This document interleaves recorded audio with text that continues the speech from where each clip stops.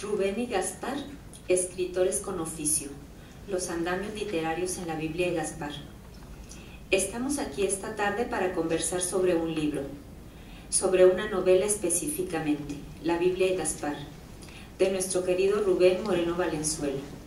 Hablar de textos literarios es hablar de los rasgos que les dan ese estatus. ¿Cuáles son las estrategias literarias, los artificios de que se ha valido nuestro autor para que consideremos este texto como literario? De entre todos los mecanismos empleados por Rubén, hablaré solamente de 4 patentes en esta obra: la intertextualidad, el lenguaje, los elementos metaficcionales y el contexto como fuente de su actividad creadora.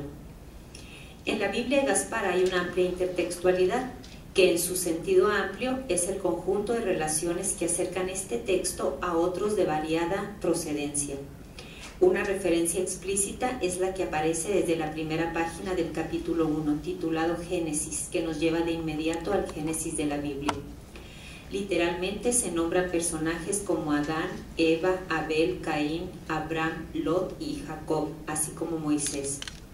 Este concepto teórico literario es una aportación de Bakhtin, quien concibió a la novela como una polifonía textual, ya que en ella se establecen relaciones dialógicas con ideas ajenas. Fue Julia Kristeva quien acuñó el término en 1967. En palabras más terrenales fue llamada por Harold Bloom como influencia. Esa intertextualidad puede ser literal o alusiva. Por supuesto, en esta novela hay de las dos clases. La alusión a la mitología griega es constante en boca del griego, quien invoca a Zeus, a Mercurio, Dionisio o Baco y a un sinnúmero de númenes griegos. También aparecen alusiones a lugares tales como Minneapolis, Gran Bretaña, Roma y Jerusalén.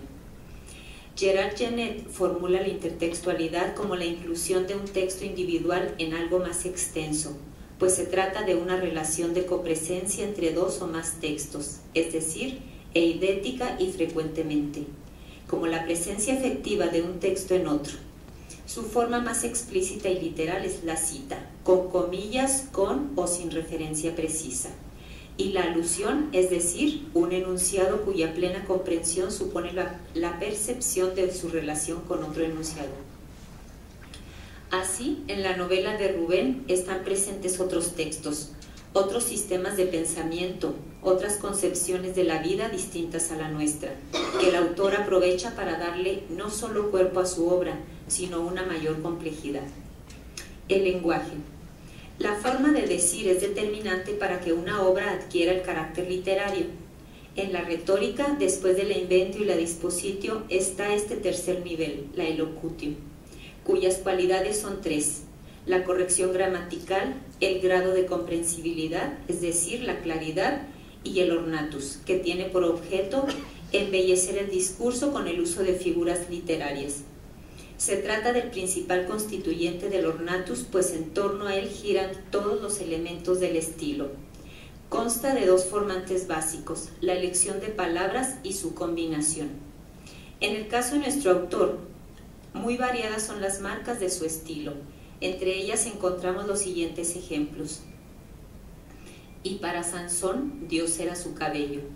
Y para Noemí, Dios era su nieto. Y para Samuel, Dios era una voz. Y para David, Dios era la guerra. Cuando escuchamos el fragmento anterior, de inmediato notamos un paralelismo sintáctico, pero en esta misma parte de la novela encontramos también otras 3 oraciones coordinadas paralelas, pero ahora semánticamente, que dicen: y para Gedeón, Dios eran las trompetas que abatieron Jericó, y para Salomón, Dios era la sabiduría o la hija del faraón, y para Elías, Dios era el fuego que se lo llevó. Como seguramente notaron, el ritmo se lo otorgan tanto la anáfora inicial como la rima asonante aguda. Los fragmentos mencionados antes son marcas de expresión en esta obra. Sin embargo, hay otros rasgos distintivos del autor que se notan no solo en este texto, sino en otros ya publicados por él. Se trata de la aparición constante de una frase nominal cuya estructura es adjetivo, sustantivo, adjetivo. Súbitas moléculas ígneas, apacible rumor nocturno, estival noche lunificada, incipiente bullicio festivo. Estas frases de marcado lirismo que se encuentran en los capítulos 3, 4 y 7 parece que cumplen la función de crear una atmósfera para el lector o prevenirlo de algo que está por ocurrir. Además de esas marcas estilísticas, encontramos el uso de figuras clásicas del ornatus, tanto como figuras de pensamiento como de las de construcción. Entre las primeras se encuentra esta metáfora: fuego azul, para referirse a la mirada del alemán, o esta hipérbole: dunas de arena cubren la avenida Juárez, con la que intenta otorgar más importancia al contexto en el que se desarrolla la acción. También aparece este oxímoron, una figura lógica: la soledad es el único ruido de la noche.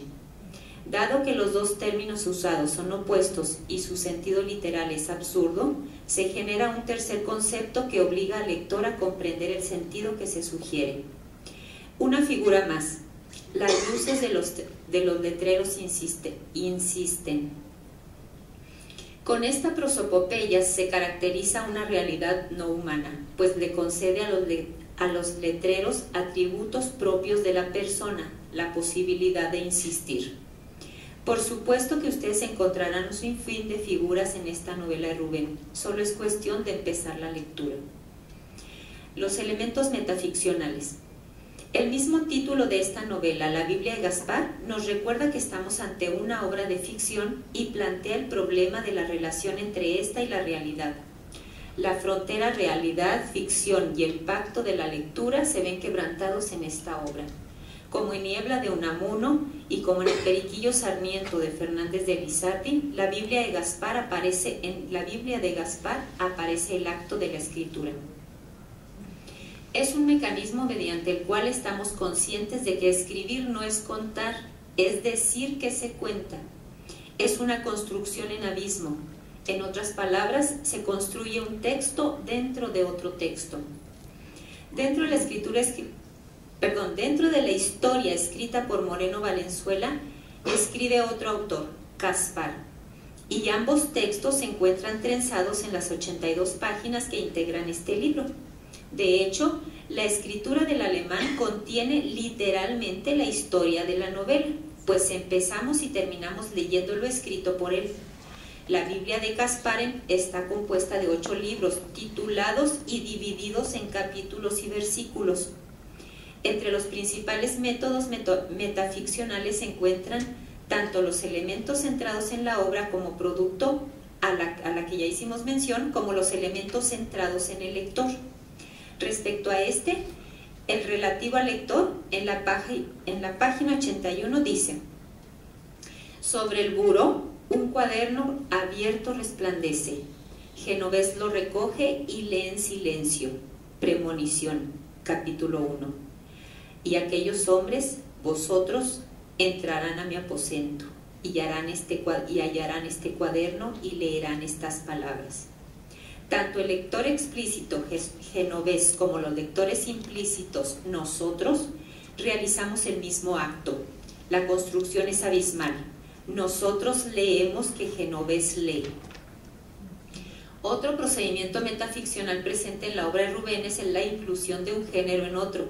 En la página 70 aparecen 2 estrofas de una canción y en la 46 este texto: las lenguas de la noche, lentas lenguas crispadas, lenguas que recorren el terciopelo de la carne, lenguas eléctricas, lenguas siamesas, lenguas ofidias, dulces lenguas lánguidas, lenguas que bucean en las profundidades del deseo, insumisas lenguas nocturnas, cuyo carácter poético no podemos negar, texto en el que podemos constatar esa marca estilística del autor mencionada antes.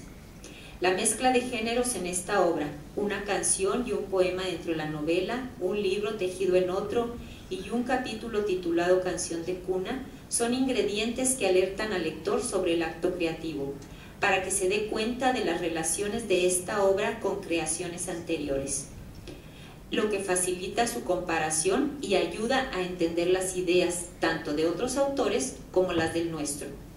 Además, el autor ha tenido en cuenta esos modelos cuando escribía su propia obra, para seguirlos o para romperlos.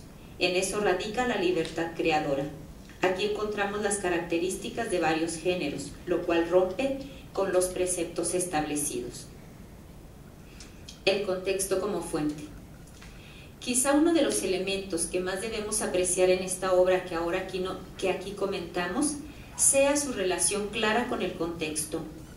Eric Bentley dice que la materia prima de una obra literaria procede de la diversidad de la vida y que la experiencia que adquiere el lector es un río de sentimientos que fluye dentro de él.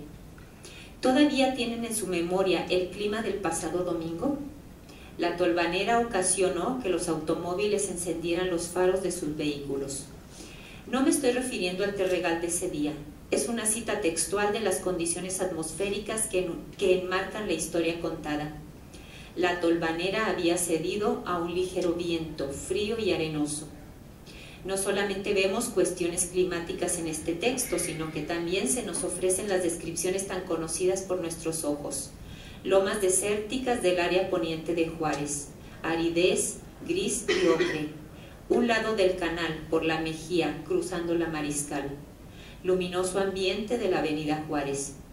En esta novela de Rubén, el conjunto de los escenarios donde se desarrolla la historia corresponde a un grupo de lugares propios de nuestra región.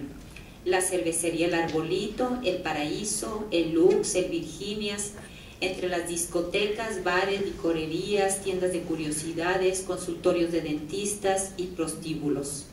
La alusión a la Plaza de Armas, al monumento a Benito Juárez y a la Plaza de los Lagartos. También se mencionan las calles Ocampo, Coyoacán, Galeana y Lerdo, para concluir en el Hotel Río en los capítulos 28 y 29. Dos tiempos bien diferenciados, el de la historia que sucede entre dos espacios, El Paso y Ciudad Juárez, a partir del 30 de enero de 1990, y al que nos transmiten todos los indicios ya mencionados, y el tiempo literario que retrocede y se adelanta según el juego de la creación.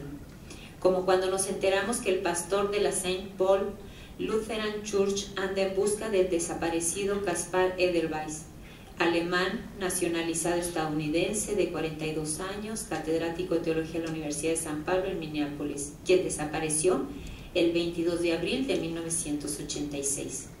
Tiempo y espacio son reconocidos por nosotros con mucha nitidez, así como existen estudios que recrean la ruta del Quijote, así nosotros podemos trazar con exactitud el andar del alemán, y del griego Papadakis y de Max Genovés, el abogado, el dueño del Club La Unión, que le siguen los pasos. Podríamos continuar analizando y comentando la obra de Rubén Moreno y encontrar de dónde cortar para rato, pero cortemos aquí. No es bueno que ustedes se cansen, y es mejor no descubrir todos los artificios de que se ha valido Rubén para su creación. Mejor terminen de descubrirlos ustedes. Ahí está la historia esperándolos. Los sorprenderá y al mismo tiempo reconocerán lo conocido.